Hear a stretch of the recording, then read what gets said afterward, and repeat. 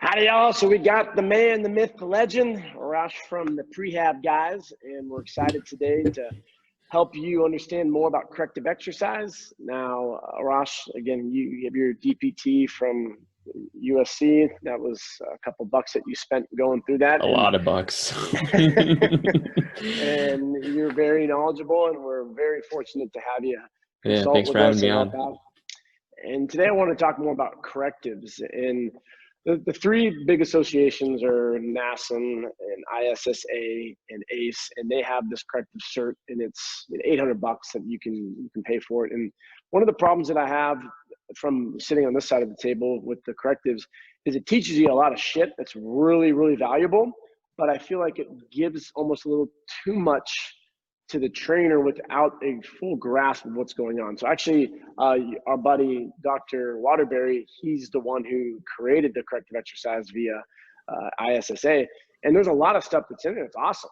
I had the luxury to go out, drinks, get drunk, talk to him about what the hell half the stuff meant, and he could break it down to me.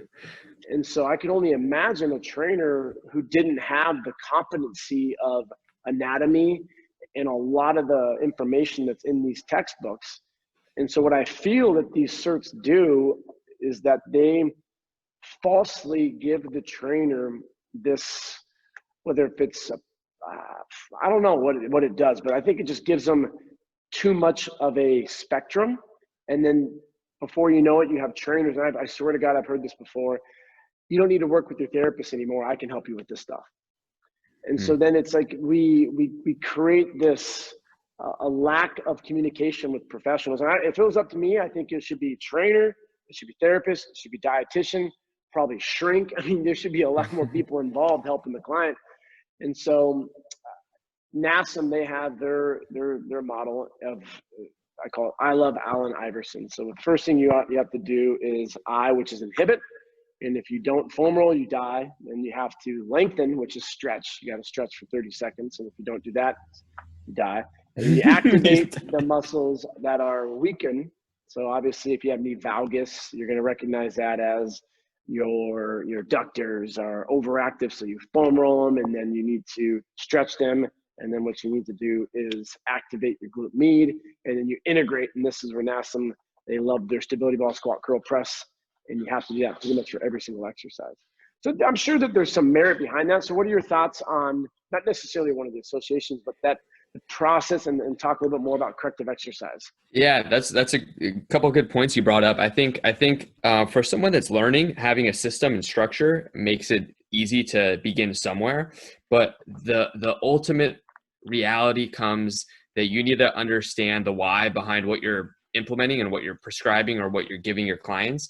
And until you understand the why, you'll never truly be able to program or create a plan for someone that's specific to them and geared towards their needs. So if you're just going down a specific structure like that you don't exactly know why you're implementing or why you're giving these certain movements for, then I think you're kind of selling your service short, and also selling the client that you're working with a little bit short. So that's kind of my brief thoughts on that. Yeah, and so, because I get questions all the time from people, and they say, what cert should I get next? What do you think about one of these three? And I say, it's like Jenga, and you're when the foundation is really unstable, by building more on top of it, it's not necessarily the best for the equation. And Right. so I always ask trainers, how well do you know your anatomy? And can you recognize external, internal rotation, the muscles that could potentially be problematic in that scenario if they couldn't get their hands to external rotation or wherever it may be? And can you address the issue as a whole, globally, and not just be a robot and have everyone foam roll and have everyone stretch and have everyone go down this system? And from a business perspective, it's fucking brilliant, because then what you do is you simplify the complexities of a human organism, and you just say, oh, it's simple. All you got to do is A, B, C, D. Really, it's not that. You went to USC. It's not that much. I mean, that's just simple. All you got to do is these four things, and it's pretty much the same thing. And so I think it's frustrating from the trainer's perspective, because they think that that's the qualified next step. I've been a trainer for a couple of years. I see a lot of energy injuries. So let's get this cert. And then all of a sudden I can start helping my clients with all the injuries that they have. Yeah. I mean, that's not how it should be. What you're saying reminds me of, remember in PT school, they talked about the two mountains that you have to climb. The first one is a very steep climb. You learn a little bit of something, you think you know it all. But reality is, once you start working with people and you realize, wow, this exact structure that I had that I'm applying to everyone is not as simple as it sounded, and I'm not getting the results that I want, your confidence goes down because you realize that that's not everything that you need to know. And then the second mountain you climb is actually more of a realistic mountain that's a lot slower of a climb, that you start to see what's the truth and you start to understand how people work and what to prescribe and what to give people. But at the same time, going back to your original point, I mean, you have to realize what your goal is and what your intent is when you're working with someone. If a trainer is trying to rehab someone out of pain, that's not necessarily in their scope, I would say. Versus what I do is focusing on getting someone out of pain and then allowing them to get back to their full function. Hoping someone like you or someone on your team can help me get that person to their fitness goals or strength goals or whatever that may be at that point. So I would love for you to give me some pointers on what I instruct, and if there's any flaws in my crazy logic, pick it apart, and that we're always trying to improve to, obviously, number one, look out for the client. But we are going to see a lot of people who are experiencing pain. So let's pretend like someone comes in from the weekend, it's one of our clients, they paid a boatload of money, and they're talking about some shoulder stuff. So what I teach first is, again, I'm not a therapist, I'm not a doctor, let's check out your movement. So I said, can you just get your hands above your head? And if they can get up there, that's like our first, like, okay, it's probably not as bad as you think it is. Where if you see something like this and one has good, but like one can't even get past 90 degrees, that's starting to get, I always say, like, that's the oh fuck, like, shit, something's probably off right there. Whether if it's a rotator cuff, labral tear, what's your, obviously you don't know because you don't have an MRI in front of you, but when you have something like that, what is usually the problem? Could be a lot. Could be a lot of different things. I think what I like to do is always, the simple thing to do is separate the passive structures versus active structures. So in my mind, if someone's actively moving and it hurts them, they can't go through their full range. That doesn't necessarily differentiate one versus the other. But if they move passively, like now their arm is rested on a surface, you can't really see, my arm is rested on my table here, and then I move my body on my arm and I keep my arm pretty quiet, or I can do it up against a wall, and I move my arm into flexion, or in your case, I'm moving into abduction. And if I have the arm completely passive and that creates pain, now that may make me think it's less of an active structure, more of a passive structure. When you're saying something like the labrum or something like the ligaments, that's more likely the case. However, when you're talking mid-range pain, well, as the arm's lifting up, I'm likely thinking more active tissue. By active tissue, I'm thinking something that contracts, like the muscles. So that sounds to me, and just by statistics, the supraspinatus is the rotator cuff muscle that is most likely involved out of all the rotator cuff muscles. I'm not saying that that's always the case, but usually some type of supraspinatus involvement is in play. But it could just be a little tweak too. Like if someone just overdid it, maybe it's a little bit of a tweak that for a couple of days, I tell them to just rest up, and by rest, I use that term cautiously. It's more of an active rest that I like people to do than completely sedentary life, completely sedentary couple of days. So could be a lot of different things. I mean, shoulder overhead motions is commonly limited. And what I'll do, like kind of going off of what you're saying, is I'll check the movement. So if someone's over here and they're in pain, like you're saying this arm can go overhead, the right arm couldn't really go overhead. So at that point, I want to see how they're moving. And maybe their shoulder is moving a lot because their mid-back is not moving much. Maybe the thoracic spine is not getting full extension, so they've been overstressing their glenohumeral joint or their shoulder joint for a very long time. Maybe their scapula is not moving appropriately. So I want to look from proximally to distal. Actually, it starts from the lumbopelvic area. Are they controlling their lumbopelvic region as they reach overhead?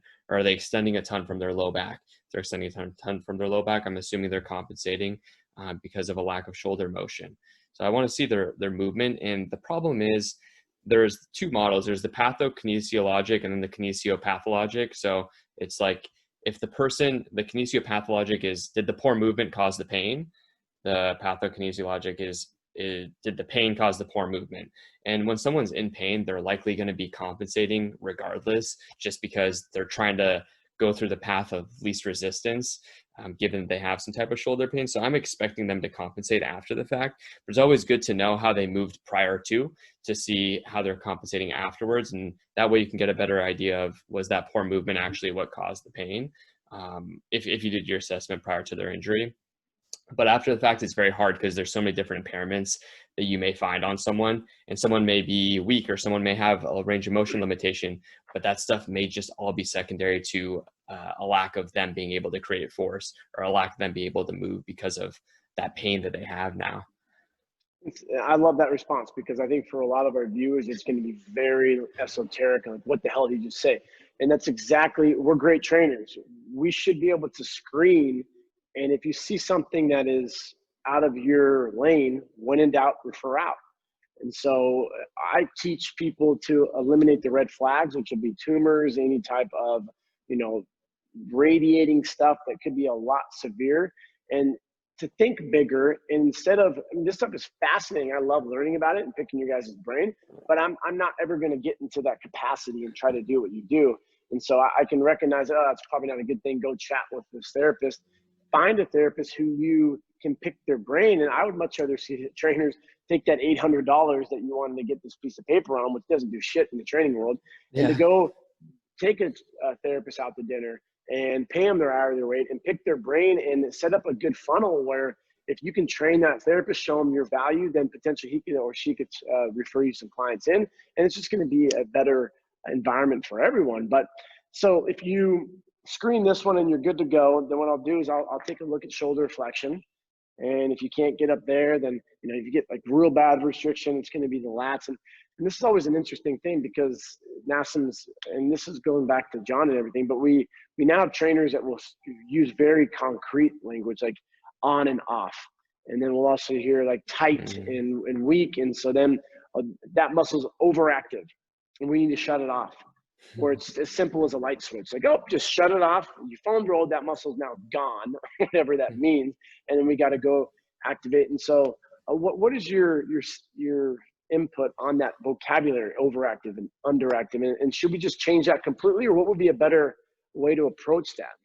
Yeah, I like, I don't know if you're familiar with any of Yonda's stuff, but he's the one that actually popularized a lot of this overactive, underactive stuff. So he termed it tonic and phasic. Muscles that are, in terms of prone to being tight, are considered the tonic, like where there's increased sympathetic neural drive to that tissue, versus the phasic ones are the ones that are oftentimes weak or have poor activation. I think the reality is that when we're talking about issues, like let's say someone is raising their arm overhead and they're not getting to full overhead motion, but passively they can get it, but actively they can't.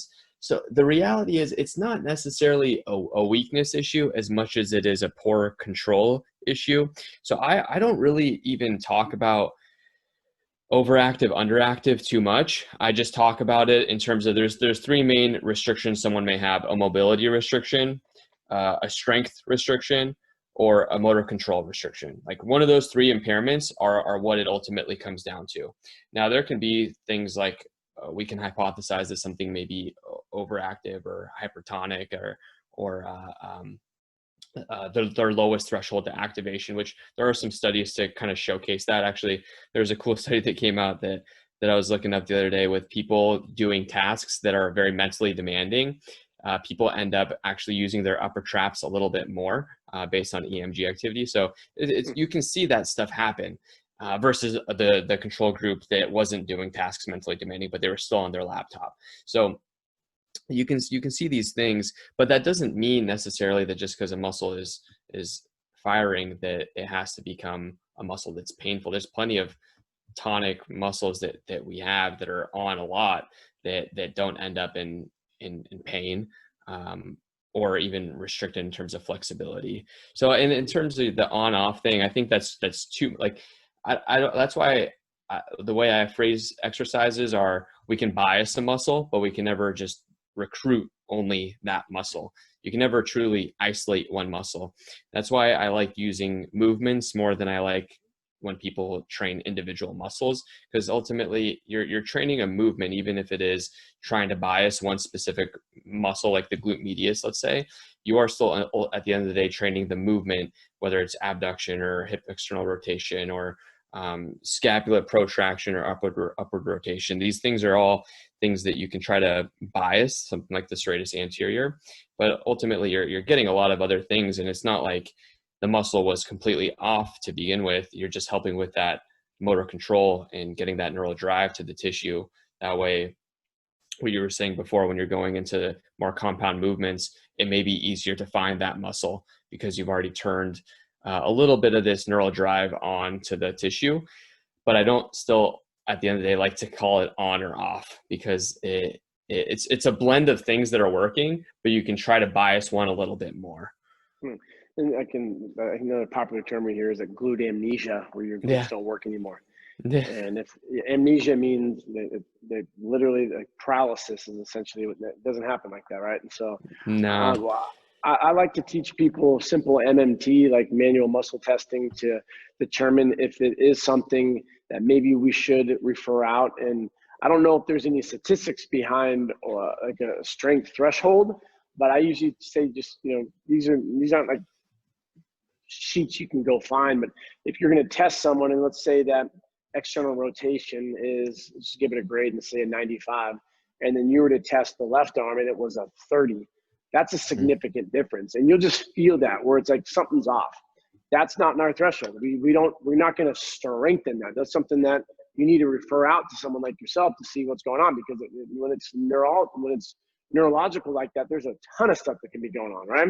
Yeah, I mean, the first question is did the person end up really pushing themselves and create the force as much as they could at that 30%? Because if that's a 95 to 30% difference in terms of force production, that's significant, to the point where in my mind I'm like, this person either didn't push themselves because they're worried about creating some irritation or pain, or there's something significant going on, whether that's a rotator cuff tear. Actually, that's one of the rotator cuff tests that we'll do, is we'll have someone externally rotate. It's the ER lag sign. So they'll externally rotate, and you'll passively do this for them. And you'll tell them to hold it. And it's crazy to see, if someone tries to hold it and they have a rotator cuff tear, their arm will drift this inwards internally, and that's all they'll be able to hold. Then you'll passively pull it out, and you're like, hold this position, and you let go. Boom, it drops right back in. So that just shows that there's one less rotator cuff muscle to help create that external rotation. But one thing else I wanted to mention is manual muscle tests are tests of weakness, not necessarily tests of strength. So if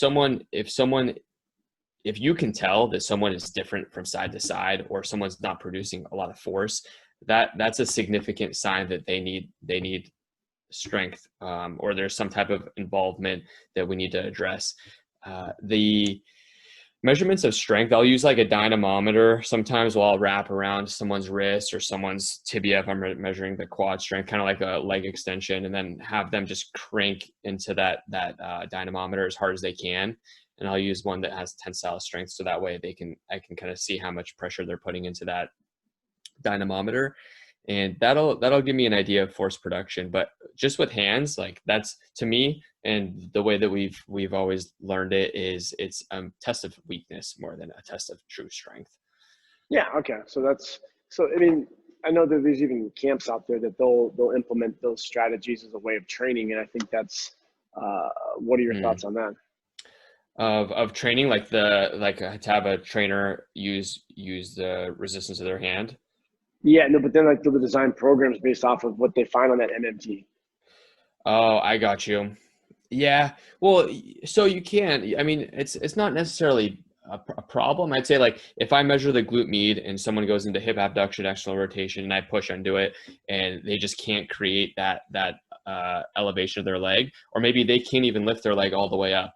But then I bring their leg up, and I can tell that actively they don't have it, but passively they do. That means their muscle can't even work against gravity. So that is actually a strength issue. A lot of times glute med is an activation control issue, but that means they can't even create enough force to lift their leg up. So I think you can find some weaknesses, and you can try to bias those weaknesses with a program. But like in my mind, if goal is strength, you can, like, you're gonna get more bang for your buck if you load the tissue more than do all this banded isolated stuff. But it's always nice. I always like to do some preparatory work before going into more of the compound stuff anyways. And kind of going back to your original point of that Jenga, you want to build a good foundation to where this person is strengthening off of this solid foundation, and their pyramid or their Jenga is ultimately allowed to be built higher because the foundation is so wide.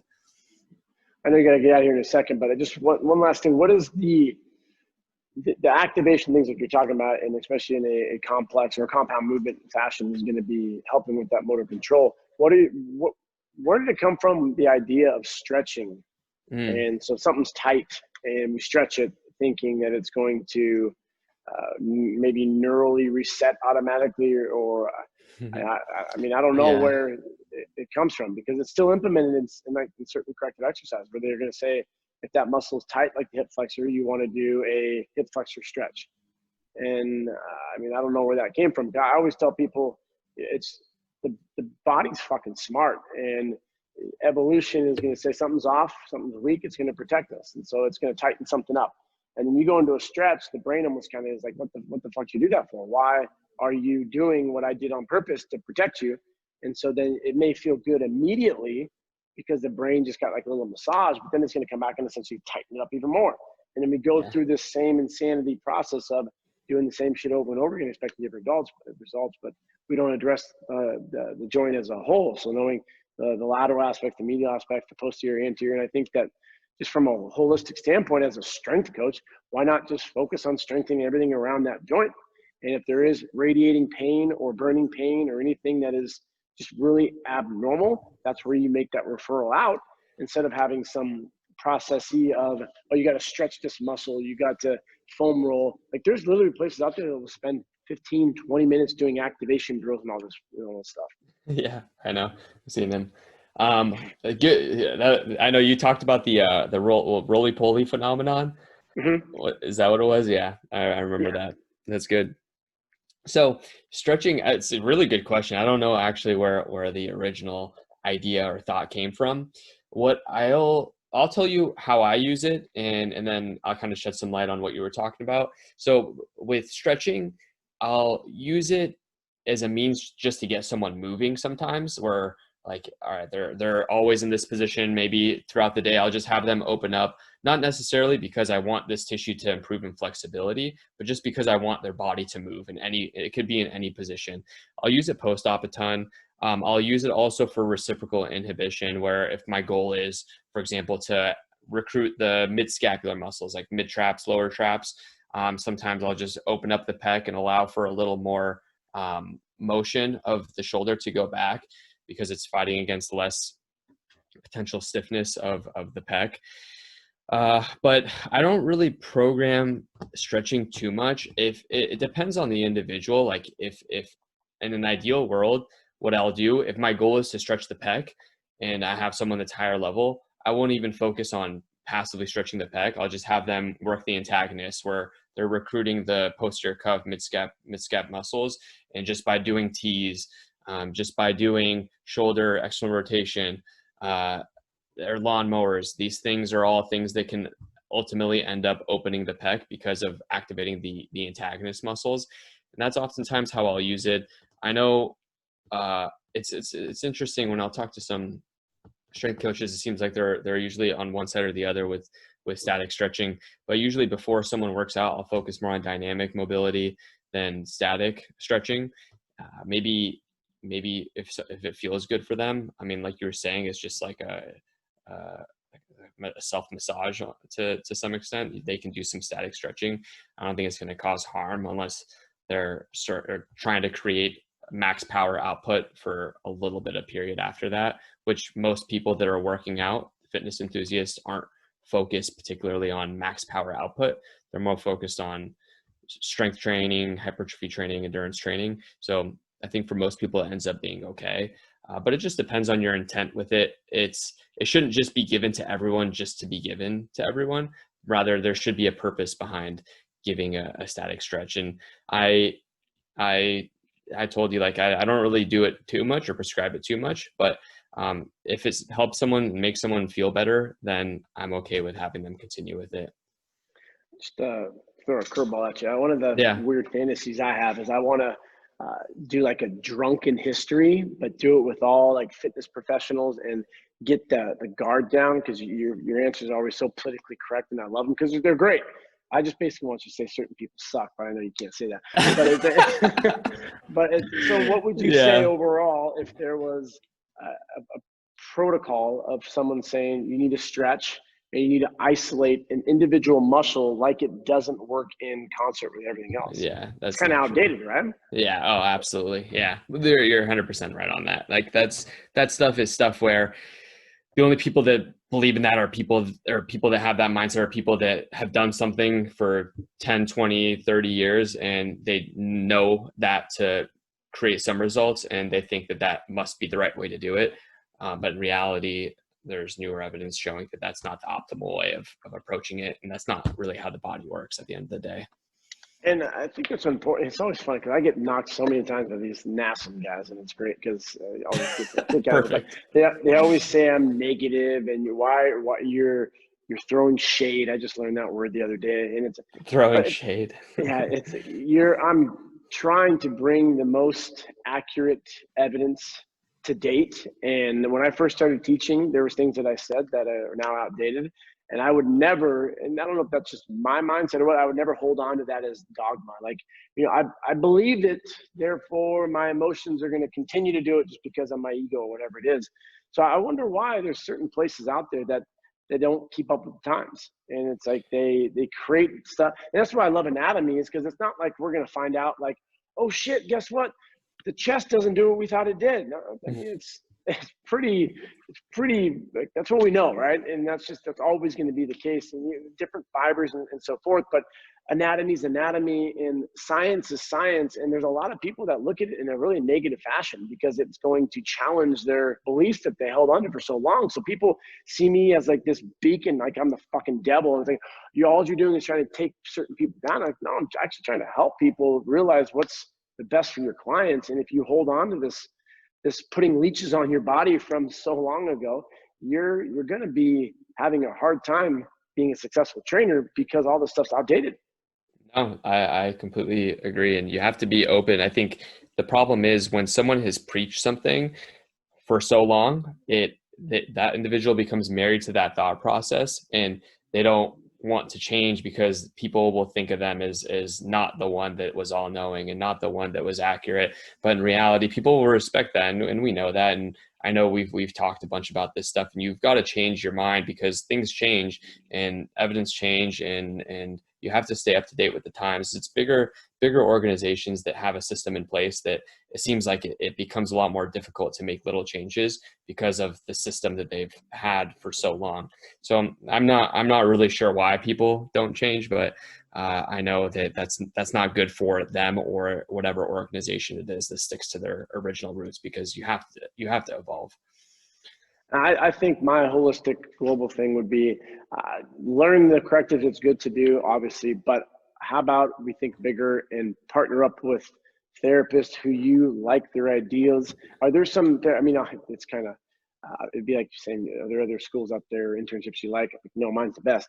But I mean, who are some other therapists? Yeah, I mean, I always say you guys, I say Dr. Waterbury. Are there some other therapists out there that you would suggest for people to follow or keep up with in some of their work? Just on like social media? Yeah, so social media for trainers to follow up on. Yeah, I really like Mike Reynolds, great. Squat University, Aaron's good. I know Kelly Starrett's he rebranded recently from Mobility WOD to the Ready State. He's got some great stuff out there. There's tons of content. Depending on what niche, I guess, what type of individuals you see. That's a loaded question, I know, yeah. Yeah, I'd say it, because it's tough because some of them we'll focus more on